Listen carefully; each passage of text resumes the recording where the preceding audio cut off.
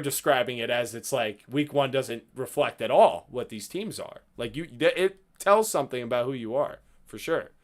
You sound like a Green Bay apologist right now. That's what you sound I'm like. not they're 5-1-1. I'm not apologizing. It's not like they just lost. They just won by 2 scores on primetime against a potential playoff team. Like this is what a Super Bowl All caliber I'm team saying, does. their defense is ranked 25th right now, and you act like they're a top 3 to 5 defense. And it's like, Scott, I know you bring up like week to week and everything like that, but they also let up 18 points against, like, it was a close game against the Bengals. You know what I mean?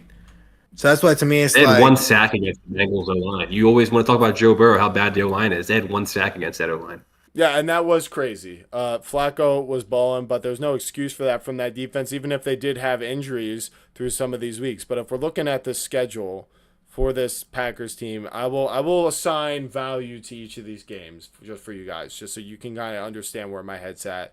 The week 1 win over the Lions, impressive. Something I'm not going to forget. And I'm not going to I'll give you that. I will give you that. That's a game I would wait. Fair statement. I would wait for every other team Scott, in the if league. that's something- Hold on, let me get through like at least 2 games, all right? Let me get through at least 2 of the 7 before you jump in. I promise I will let you spew right after. I'll let you say whatever you want. Just let me establish that like that's a game for any other team if they beat the Lions, if whether it was week 1 or week 18, I'm going to remember it. Week 2 versus the Commanders, they dominated them. The Commanders didn't have any injuries yet. So that was an impressive win to me. Not as impressive as the Lions win, but they did it the same way. And then the Browns lost. To me, kind of fluky, but you shouldn't let that happen. They played that game not to lose, and they lost because of it. I thought that was a very rare malpractice by Matt LaFleur and their game plan, and very poor performance by the Packers offense, not their defense. Their defense was good. And then I believe it was in that game where they had the injuries to Van Ness and Wyatt, and you play the Cowboys. Now the Cowboys don't have CeeDee Lamb either. This to me was a disappointing game for the Packers. You should not, regardless, be letting up 40 points to this Cowboys team. But it seemed without some of those trench guys, the Cowboys offensive line was able to do what they wanted. Because of that, Dak was able to operate. And you got a nice showdown. And then you see, okay, for the first time, we haven't scored more than 27 points this year. We scored 10 points last week. We can score 40 points. We can expose your bad defense because we can do anything because we're the Packers.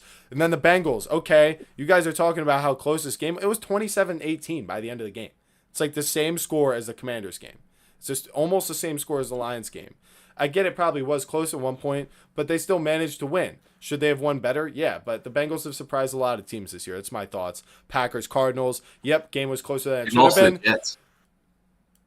Yeah, but they also played the same level of competition against. You're talking about the Bengals, I know, but I'm talking about the Cardinals. They played like this against the Colts with Brissett, and this game went exactly the same way. So I'm gonna say, okay, the Brissett Pastronaut thing happened. I don't think it's going to last. Kyler's supposed to be back this week. But not an impressive win, but a win that they did get. And then 35-25 over the Steelers. It's like, which way do you want it? Do you want the offense? Do you want the defense? Whatever your team stinks at the most, we're going to win that way. And if we're better than you on both sides, it looks like the Steelers game. They have a better defense than the Steelers and a better offense. So that's kind of like how I'm following this season so far. It's like, yeah, I am kind of waiting for them to cancel out that Browns loss and the Cowboys game. But that Lions win, honestly, to me, can give me that reassurance, and I can ride that until they play the Eagles November 10th on Monday night, which should be a game that, tells us 3 a lot because of how much we talk about these two teams. And then they got the Lions later on, the Broncos, the Ravens. Like that's good. They're going to face challenges where I will be more willing to move them up or down, but it's games like that Lions game, these elite teams that I look at, that I wait for, that mean the most to me. My question kind of comes from, because I know everybody is extremely shaky with how the Eagles are playing ever since we lost to the Giants the way we did. But we also, like you said, did not have, and we should not lose regardless of the people that we lost on defense. And it's like the Packers were all healthy at the time. I understand they're saying like Mike has got some form of back problem, back strain, back something. But it's like he still played that game. And they lost to the Browns. Like, why is it that I guess the narrative for the Packers is like they're still solid, even though they also lost the game they definitely should not have. I got two reasons. So I'll say the Browns' loss is inexcusable. First, I'll say that from a team standpoint. But I did kind of lay out. It's like, and if you remember, there was a blocked field goal in that game that gave the Browns the field position to score the touchdown that they did. That defense would have shut them out. Okay, so it was the offense and the coaching to me where it was really like kind of in question in that Browns game. I was shocked by that, and I said, okay, I need to see that this was more of a bad coaching job and game plan than it was who they are. And I think over the past couple games, they've proven that their offense, is a lot more explosive and more capable than what we saw in that Browns game. So that's kind of my number one reason. And then same thing with the Cowboys game. It's like the defense shouldn't be that bad. But I think they've shown us across the season that, when they are dialed in, there are a few that are better than them on the defensive side. But when you're comparing them to the Eagles, I think that's fair. I do.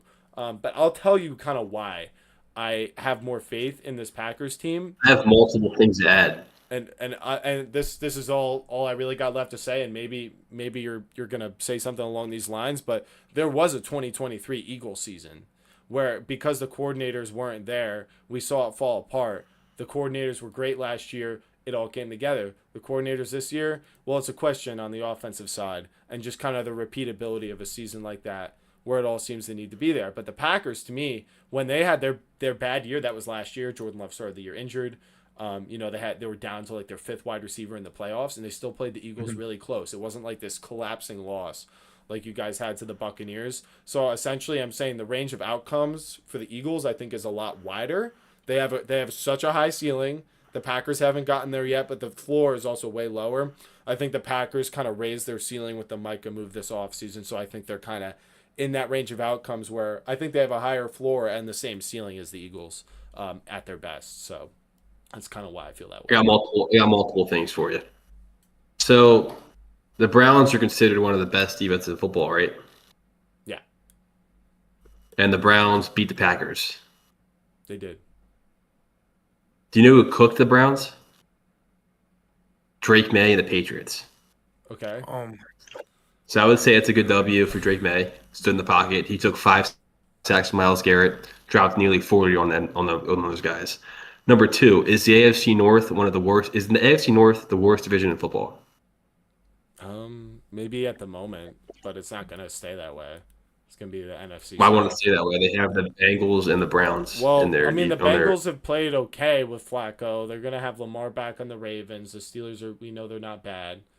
And then the Browns, they have this elite defense that can literally beat a team like the Packers. Whereas I feel like the NFC North, it's like Panthers, Saints, Falcons, Buccaneers. Buccaneers are the only team that I'm really afraid of in that division. You said NFC North, it's NFC South. NFC South. Thank you, Dan. Got you. Number 3. So let me ask you this, Scott. You put in all your eggs in this basket, how they beat the Lions week 1. Yeah. Why doesn't your rankings show that? Why do you have the Lions over the Packers when you're hanging your hat on the Packers win against the Lions? Why is that? Question.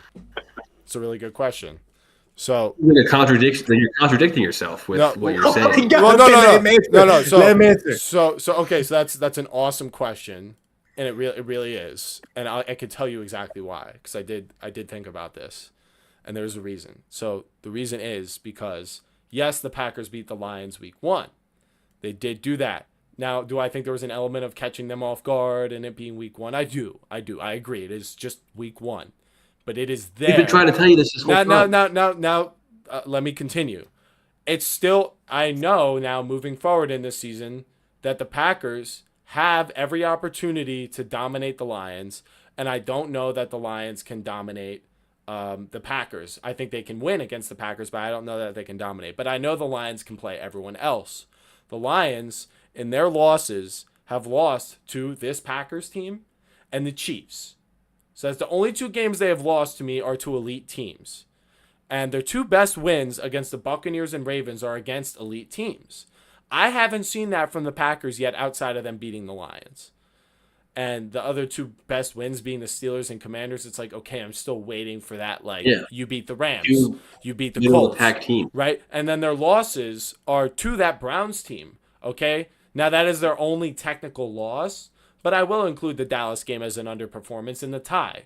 So I see more vulnerability from the Packers than I do from the Lions. I see more consistency from the Lions. I think the ceiling, though, with the Packers is higher because of the talent that they have on both sides of the ball. And then I think Jordan Love has the potential to be a better quarterback than Jared Goff. And I think LaFleur is a better, and their group is a better coach and coaching staff than the Lions have, as great as they've been. So essentially my reasons are Packers have a higher ceiling and range of outcomes with the head coach and the quarterback and the talent. It's just not so consistently there, where that's exactly what we know the Lions for. I know every week the Lions are who they're going to show up and be. I don't know that about the Packers.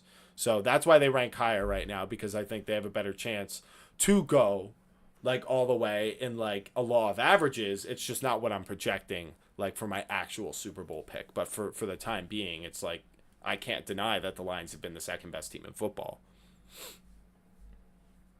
Does that answer? Do you feel like there was anything I said that like was kind of confusing? I don't feel any better about your list with how you're defending the Packers. Okay. I feel like that was fairly sound. But there's no talent thing I have on my notes list. So maybe I'll have to do a top 10